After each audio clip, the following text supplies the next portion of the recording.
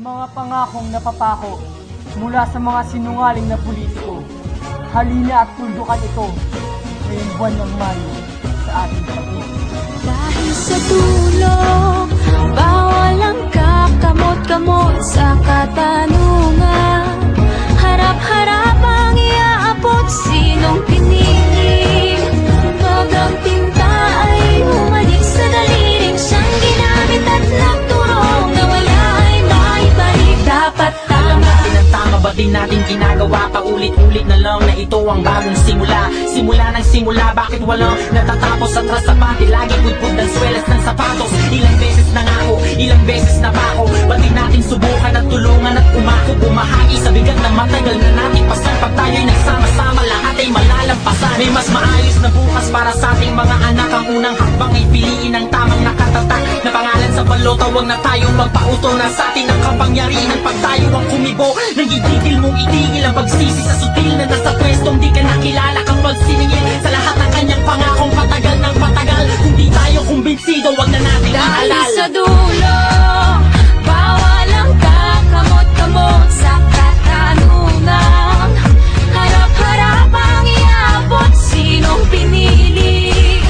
Pag ang tinta ay humalik sa daliring siyang ginamit at nagturong na wala ay maibalik. Dapat tama Sa isip at sa salita, dapat tama, lalo-lalo na sa gawa. dapat Sama-sama tama, natin itama ang mali. Yan ang bayan natin makabangon ulit. dapat tama, Sa isip at sa salita, dapat tama, lalo-lalo na sa gawa. Sama-sama natin itama ang mali. Yan ang bayan natin makabangon ulit. dapat Itama tama. natin ang gabay, huwag na tayo magreklamo.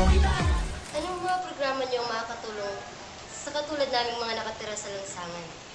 Sa 3 taon kong nakapupo sa posisyon, ipagpapatuloy ko ang mga pabahay na aking daang nasimulan. Hindi totoo yan. Walang katotohanan lahat ng sinasabi mo.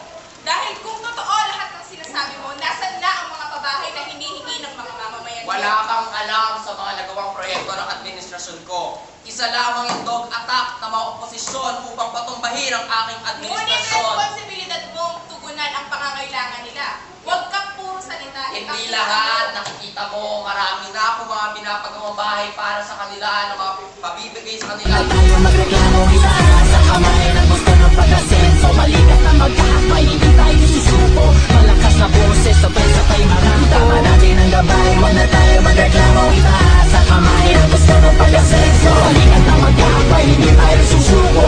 Malakas na boses, sabay-sabay marami. Walang magpapaloko, wala nang manluloko. Ang mga butanteng Pilipino ay di mga bobo lumiyak pag madilim. Ituwid ang tiwali, hindi ganun kasimple to. Di kailangan magmadali. Ang tiwalang inagaw sa tao ng maling-mali. Kahit saan natin pilitin at tingnay maling-mali. Umahon sa kahirapan at lumangoy sa kumuloy. Kahit ano pang iharang, itumuloy ng tumuloy. Pagdating ng eleksyon, ito ang dapat na panata. Isulat kung sino ang talagang sa tingin mo'y tama. At sa araw na napakapihira lang dumaan, dapat sa may katuturan, huwag kang mag-aalangan. Nahawakan ng lubid na siyang nagsisilbing tulay. Gisingin natin ang tulog, tuloy-tuloy na mag-ingay. Nang malaman ng lahat, sumigaw sabay-sabay. Kinabukasan ng bayan ay nasa ating mga kamay. Sa dulo, bawal ang kakamot-kamot sa katanungan.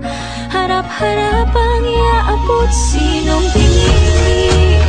Pag ang tinta ay humalik sa daliring siyang ginamit at nagturong na wala ay maibalik. Dapat tama, Sa isip at sa salita, dapat tama, lalo na sa gawa.